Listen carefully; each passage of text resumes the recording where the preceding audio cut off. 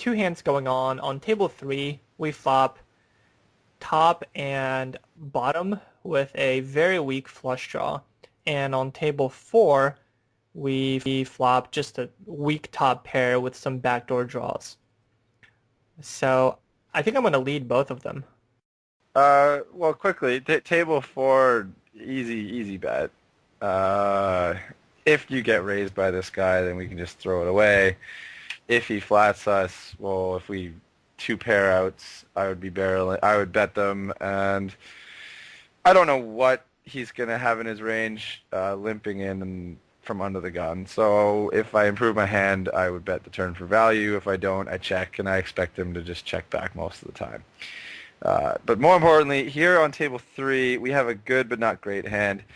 Definitely stab this flop because we've got top and bottom pair, and we have flush cards. I do not consider our flush cards to be live most of the time. Like, yes, we can hit a flush, but we're never really going to be very happy about it. So I would consider them more blocking up other people's flush draws than anything else. And if we bet and get raised on that flop, the hands that are going to do this are sets, Jack, King, bigger club draws than us. And all of those hands have us in awful shape. So I would easily bet fold the flop. Now that it goes bet, call, and your head's up, I'm giving him draws more than made hands. So the cards I'm afraid of are clubs, and then I don't like a 9 or an ace specifically on the river, making the queen 10, which is the most obvious straight draw for them to have. Right. But any Broadway seems bad. I'm happier on a queen than a 9 or an ace. Because a queen, it's like a gut shot card. So unless he's got a wrap. But yeah, I always give them the most obvious straight draws and go from there. And so like the 9 and the ace are really bad cards for you. And the club, again, is probably not a good card for you as well.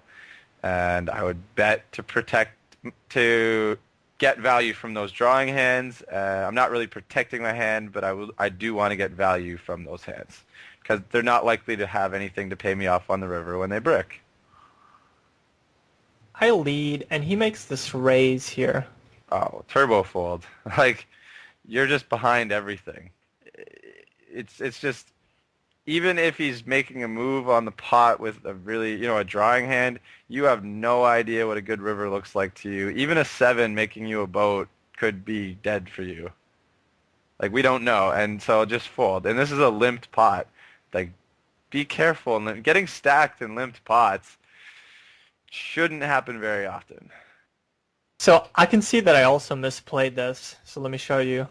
Let me show you how this ends up running out. My thinking was, I don't see how the 6 can help him unless he's somebody who does not know how to play PLO well and turns some kind of 2-pair like a King 6, 6-7, Jack 6 type hand.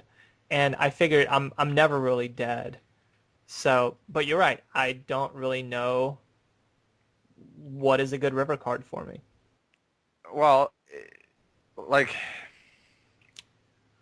I guess if those are I don't agree with the thought there, but it'd be better off to just jam, I guess, than calling, because then calling you're in an absolute complete guessing game.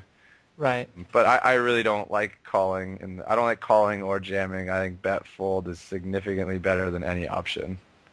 Because like if we check call, then we're gonna want to check call the river, and that's no good. And we don't get value from like random flush drawy hands. It's great that he was bluffing and I look wrong. I'm completely wrong. No. I mean, I don't think I played it well. Yeah, like even the hand that he tables is 50-50, I'm pretty sure. He's got... You have 2 of the 9 flush cards. So there's 7 flush cards, and then he has 2 8s, 3 5s, 2 4s. So that's like 15 cards. Yeah, that's like 14 cards right there.